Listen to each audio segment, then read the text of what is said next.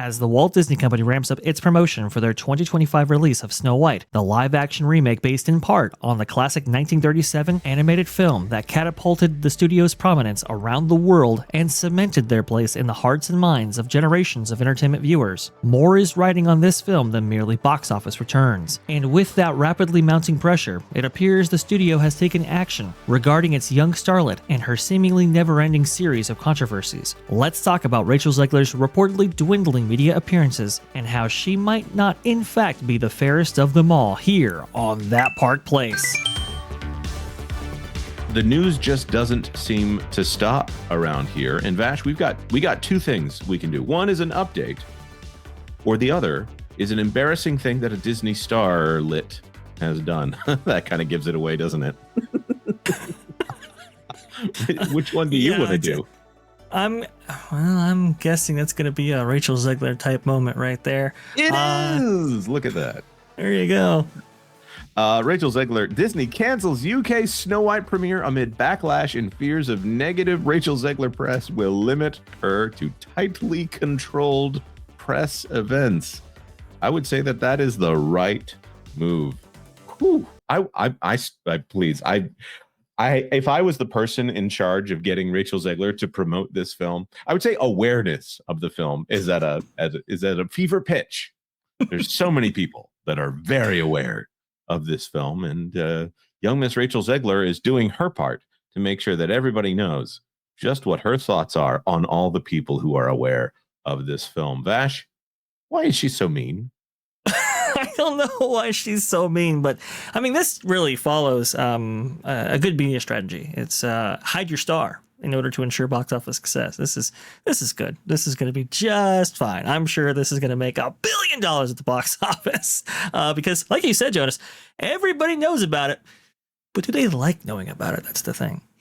So Rachel Zegler is supposed to be doing these big premieres, and she did the Tokyo premiere, and she's in this dress. It's a nice dress. I'm not gonna say that Rachel Zegler is ugly or anything like that. That comes up a lot when we're having these conversations. The only ugliness I see from Miss Zegler is when she opens her mouth and reveals her disdain for the audience. Here, she's wearing this white dress with the Snow White pendant with the sword through it, centered on the center of it, and she's got a red sash. It's actually a pretty cool look out there. Here's the thing about that premiere. It's in Tokyo, and Tokyo is, the last time I checked, Japanese is the official language over there. So she probably shouldn't be expecting a lot of intervention here from Americans and asking questions about wokeness or what's going on in Palestine, which she made sure to weigh in, or the fact that she goes through and she tweets out pictures of her on the set and she crops out her co-star, Miss Gal Gadot, or Gal Gadot, depending on how you prefer it there. There are so many things that she does that are both overt and passive that seem to indicate that she's not very happy about being in this film. Vash, have you seen anything that indicates that she may not be quite pleased with her role? I have. Remember, she talked about how I think this was during the Hollywood strikes. She talked about how she's got to get paid every single time she wore that dress, and she referred to that dress and referred to the outfit and referred to her costume as something that maybe she didn't want to actually engage in. And so, like, I guess a craftsman who produces a table, who obviously gets paid every single time a meal is eaten on that table. That doesn't exist. I got to get paid every single time this is shown on Disney Plus. Well, if a person is in a production on Rachel Zegler's level, here, even though she's not actually making anybody that much money at the box office, if she doesn't have an agent that gets her money every time the film is shown on Disney Plus, even if it's a penny every time that it's shown on Disney Plus, or on the home media, that's her agent's problem and her problem with her agent, rather than the fact that she wants to know just how much money she's getting paid to wear a dress that she sounds like she doesn't want to be wearing. I don't know. It's very narcissistic when it comes down to it. It just comes off very ungrateful, generally speaking. Here, talking bad about indicating that you have problems with your co-star, uh, responding to the trailer to your film with political takes. I just, I personally don't understand the entire attitude here. You're supposed to be trained when you go on there. In the past, when Disney has done these little events here, what happens is they all get in a chair and there's a nice little shot set up and they just talk about how much fun they had on the set of the film. And oh, this person's great to work with. Oh, and you should have heard, were there any pranks on set? Oh, some of those are going to need to remain secret because they definitely happened, but we can't really talk about that. It's supposed to be that this was a blast to work on, but I think this one maybe was fun to work on for about 6 months, and it's the movie that I wouldn't be surprised if this thing is still getting reshoots at this point.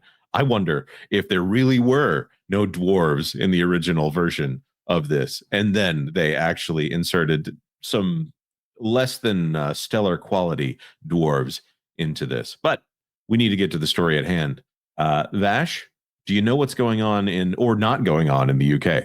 I actually am unfamiliar with the story, so I'm excited to hear all of the news and updates surrounding our most favorite Starling. Oh, you're excited to hear all the news that should be fun. Disney's live-action Snow White is shaping up to be one of the studio's most troubled releases in recent memory. This is from Marvin Montanaro, by the way.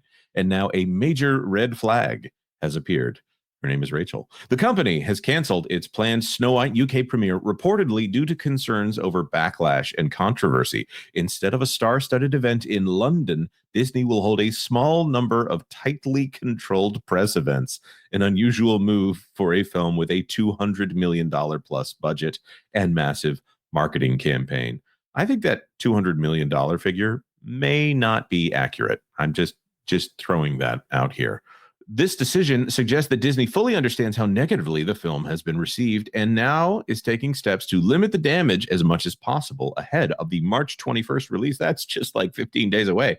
According to sources, Disney is concerned about a backlash tied to the changes made to the film, as well as the public perception of lead actress Rachel Zegler. Instead of the usual high-profile Snow White UK premiere, which would have taken place in Leicester? I think it's Leicester Square, the studio has scaled down media appearances, carefully selecting only a handful of press outlets to cover the film. I hope they get Mike Fleming from Deadline to cover it. This suggests Disney does not want to risk open-ended media interactions that could lead to more controversy. The latest development comes as box office projections for the film continue to decline. The movie was originally expected to open with 63 to 70 million domestically, a disappointing figure for a film of this scale. However, now updated projections have it dropping even lower to 53 million, with the low-end estimates of 48 million. Considering its budget is rumored to exceed 300 million due to extensive reshoots. I've heard 400 million. Can't confirm that. Obviously, that's other outlets reporting that. Snow White would need to gross at least 600 to 700 million just to break even, an increasingly unlikely outcome. And of course, there is the trailer. You can see, I don't know if you're really able to see it right here, but 1.1 million dislikes compared to 41,000 likes on the official trailer for Disney's Snow White. Vash, what's the worst that could happen if Rachel Zegler opens her mouth at a press event? Well, I mean, at this point, I don't really know what the worst might be. I mean, does it go to 48 million to 38 million? I don't know, because the film is so low at this point, at least the tracking of it is.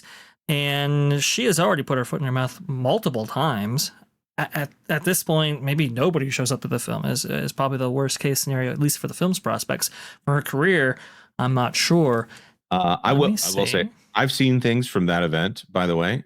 They released a video of Rachel Zegler and a guy on acoustic guitar playing and strumming along, and then she sings along with it. Girl's got a good voice. I'm not going to try to say that she doesn't. And those are the kind of things they should have been doing the entire way through. You know,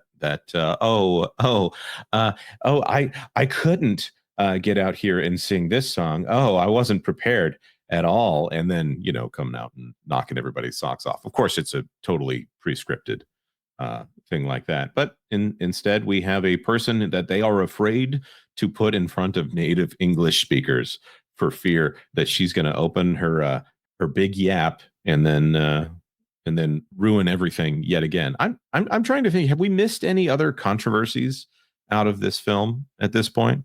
At this point, I don't think so. I think we've covered them, pretty much all of them. Definitely the one about hating all Trump supporters. That was definitely one that was ill-timed, ill-conceived by Miss Rachel Zegler. And also, too, I think the comments about maybe some happenings in the Middle East may have built unwanted tension there between her and her co-star Gal Gadot, which is not good. They recently made an appearance at, I believe, the Oscars, and a lot of people were noting that they weren't as maybe as affectionate as people may have expected. Now, look, if your comparison is Ariana Grande and Cynthia Erivo, I mean, I'm not seeing many starlets affectionate towards each other in that way.